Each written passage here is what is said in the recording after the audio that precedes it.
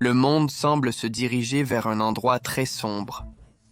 Israël s'aventure de plus en plus profondément dans la jungle de béton qu'est Gaza et se prépare pour la prochaine étape de son conflit armé avec le Hamas. Les forces israéliennes ont isolé la ville par la mer, la terre et l'air. Cependant, Israël et le Hamas possèdent des capacités militaires très différentes. Et chaque fois qu'il y a une disparité de ressources et de capacités, la force la plus petite et la moins technologiquement avancée utilise généralement des tactiques asymétriques pour exploiter les vulnérabilités de l'armée la plus grande et la mieux équipée de manière conventionnelle. L'arme secrète du Hamas, son atout, se trouve sous la surface. Depuis plus d'une décennie, le Hamas construit un vaste réseau de tunnels remplis d'armes, de munitions et de quartiers d'habitation pour ses combattants. Une grande partie de cette infrastructure souterraine est inconnue. Ce qui est connu cependant, c'est que ces tunnels ont été méticuleusement conçus pour neutraliser la supériorité technologique de l'armée israélienne. Entrer dans ce réseau souterrain est un piège dans tous les sens du terme. Alors,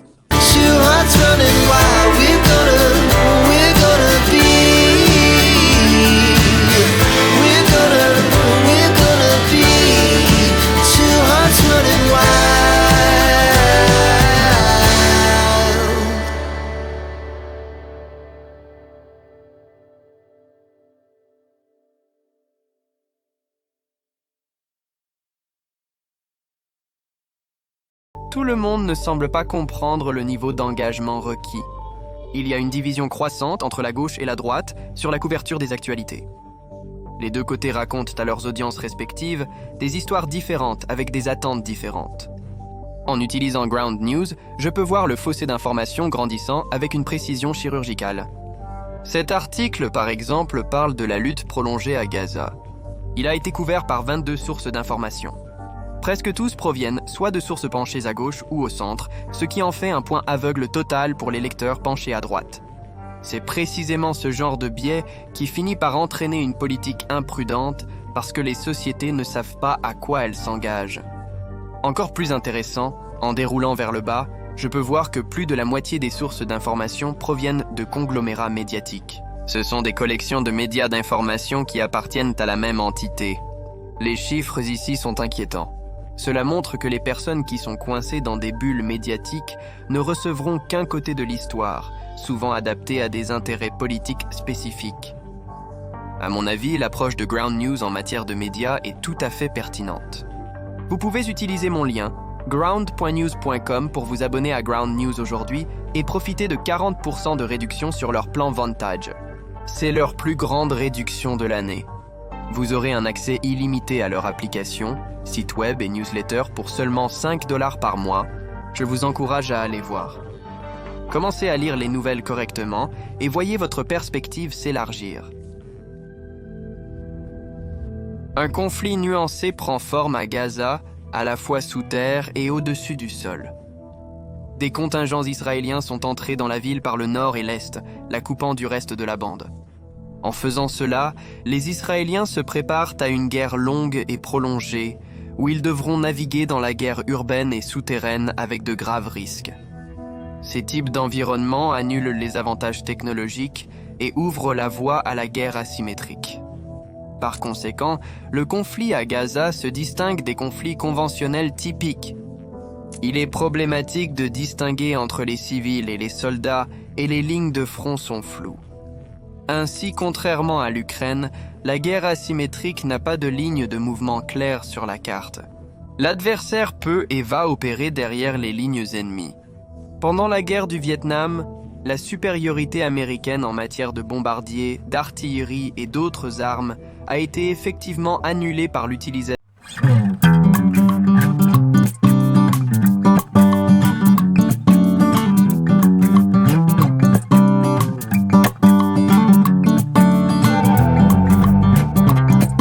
tactiques similaires. Cependant, alors que les tunnels du Viet Cong s'étendaient sur de longues distances, les tunnels du Hamas ressemblent davantage à des labyrinthes condensés dans un petit espace.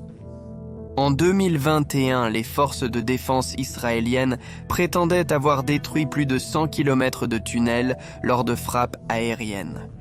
Voici le plan qu'ils ont découvert. Les Israéliens ont surnommé le réseau le métro de Gaza. Ainsi, l'infrastructure souterraine à Gaza est de densité et de sophistication supérieure.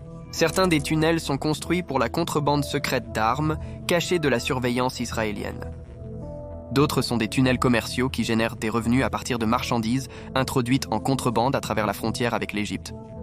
D'autres encore servent de centres de commandement, de stockage de munitions et de quartiers d'habitation pour les militants du Hamas. Quelles que soient les circonstances, combattre dans ces tunnels sera atroce.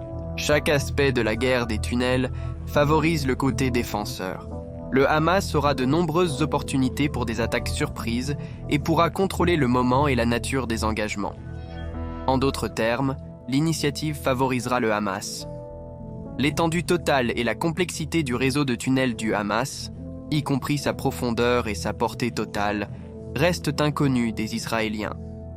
Les responsables du Hamas prétendent avoir construit plus de 500 km de tunnels sous la ville et que certaines parties sont suffisamment profondes et larges pour le transport à moto. Pour mettre cela en perspective, 500 km de tunnels représentent à peu près la moitié de la longueur du système de métro de New York. Quoi que l'on pense du Hamas, le groupe possède une impressionnante prouesse en ingénierie. Le Hamas a eu plus d'une décennie et des millions de dollars de soutien de l'Iran pour investir dans ces tunnels.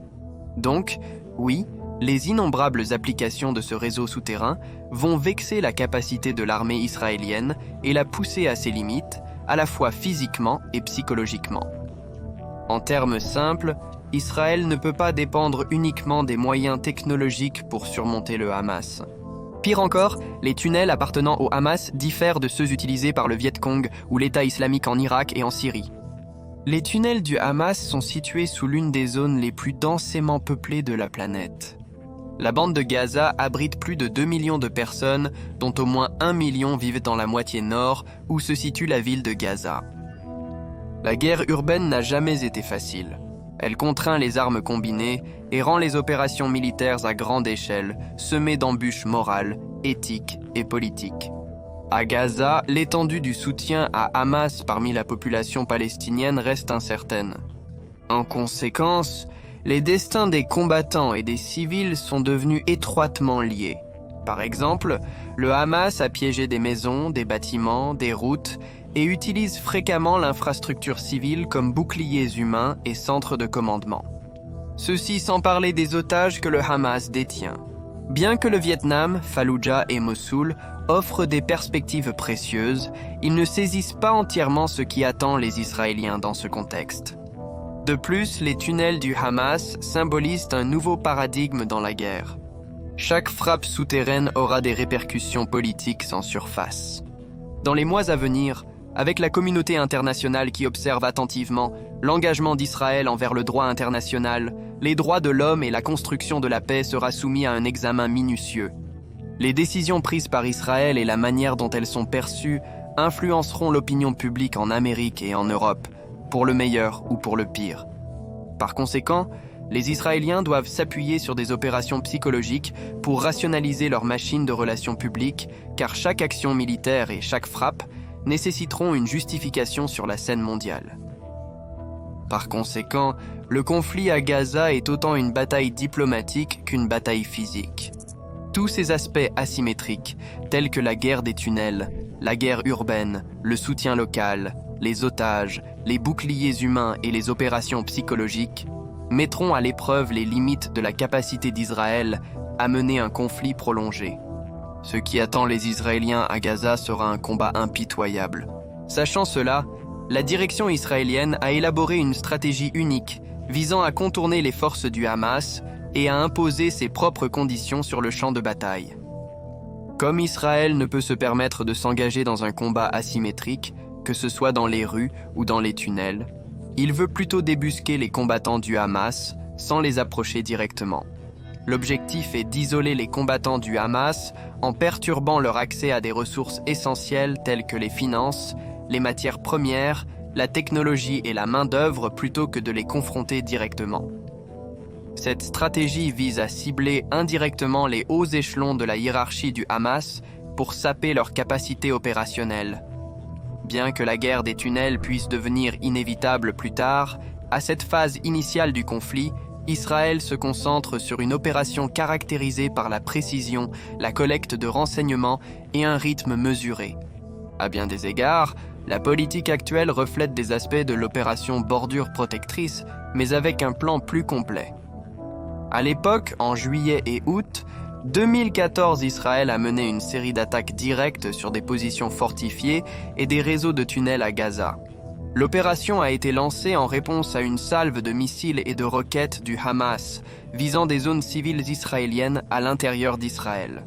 Au début, l'armée de l'air israélienne a bombardé des sites à Gaza, mais lorsque la campagne aérienne n'a pas réussi à dissuader le Hamas, Israël a intensifié à une offensive terrestre.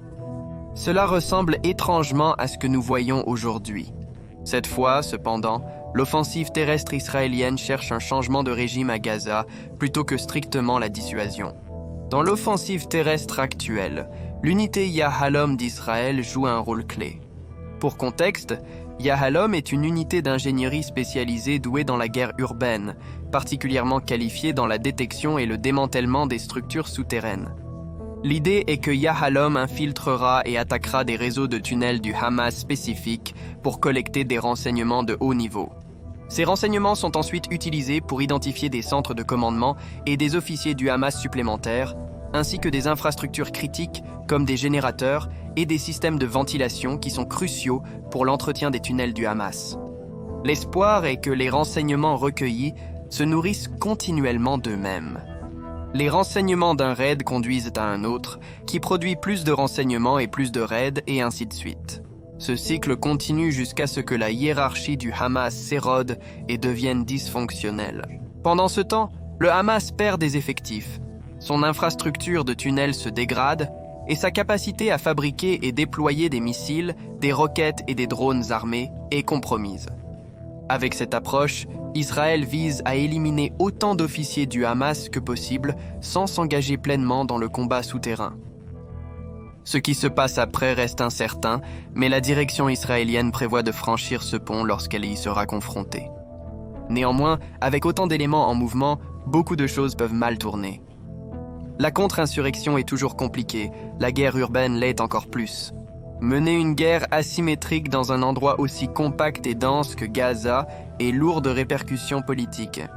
Alors, Israël cherche à dépeupler la ville avant de s'engager pleinement. Actuellement, les forces israéliennes ont coupé la bande en deux, et les autorités israéliennes ont à plusieurs reprises averti environ 1,1 million de personnes vivant à Gaza de se déplacer vers le sud pour échapper au danger. Au moins 700 000 personnes l'ont fait, mais évacuer dans un délai aussi court en plein milieu d'une zone de guerre n'est pas réalisable. Environ 350 000 Palestiniens restent dans le nord de Gaza, coincés et immobilisés. Pendant ce temps, ceux qui ont déménagé vers le sud sont maintenant confrontés à une crise humanitaire. L'infrastructure locale n'a pas été conçue pour faire face à un afflux massif de personnes. Il n'y a pas d'installation sur place et les gens n'ont nulle part où aller. Ils ne peuvent pas franchir la frontière égyptienne pour des raisons politiques.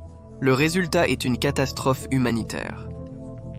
De plus, dans le cadre de sa stratégie pour étrangler le Hamas, Israël a arrêté les livraisons de carburant à Gaza. Les Israéliens disent que le Hamas s'approprie le carburant pour faire fonctionner ses générateurs d'électricité pour ses opérations de tunnels. Cependant, en faisant cela, il y a un compromis.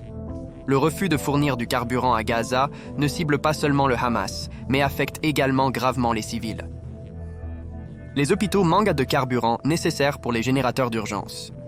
Ces générateurs sont essentiels pour alimenter des équipements vitaux tels que les incubateurs et autres dispositifs médicaux critiques. Un autre compromis est que la direction du Hamas à Gaza pourrait s'échapper vers le sud, puisque Israël n'a pas l'intention de déployer une grande force terrestre à Gaza. De plus, laisser intacte l'infrastructure de tunnels du Hamas signifie que les combattants et les officiers du Hamas pourraient potentiellement utiliser ces tunnels pour se maintenir au-delà des hostilités actuelles. Et c'est la chose avec la guerre asymétrique. Il n'y a pas de feuille de route universelle pour la surmonter.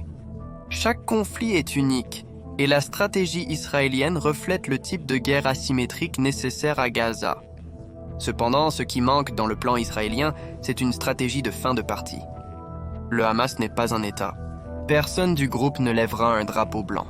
Ainsi, la perspective d'une victoire militaire décisive, comme on en voit dans d'autres conflits conventionnels, est improbable. Il est fort probable que le Hamas survivra à ce conflit, sinon en tant qu'organisation, du moins en tant qu'idéologie. Une autre faction viendra prendre sa place. En général, le Hamas incarne l'idée que les Juifs doivent être définitivement expulsés du Moyen-Orient par la violence. Cette idée séduit de nombreux Palestiniens car il n'y a pas vraiment d'horizon diplomatique auquel ils peuvent joindre leurs espoirs. La seule façon de surmonter l'idée que le Hamas incarne est de proposer une meilleure idée, une qui ne suppose pas un jeu à somme nulle. Les législateurs israéliens n'ont pas encore déterminé à quoi cela ressemblerait ou quels paramètres définissent une victoire à Gaza. Donc, si Israël doit vaincre le Hamas, il doit avant tout établir des objectifs politiques pour l'après-coup. Il doit élaborer ses conditions de victoire avec diligence, en privilégiant une vision politique plus large que simplement le Hamas et Gaza. Et surtout, pour assurer une paix durable, Israël doit réinitialiser toute son approche de la population civile palestinienne. Ce que Israël ne peut pas faire, c'est soumettre les Palestiniens par la force. Sans une résolution politique en place, les racines endémiques de l'extrémisme qui existent à Gaza verront émerger un nouveau mouvement militant en quelques années.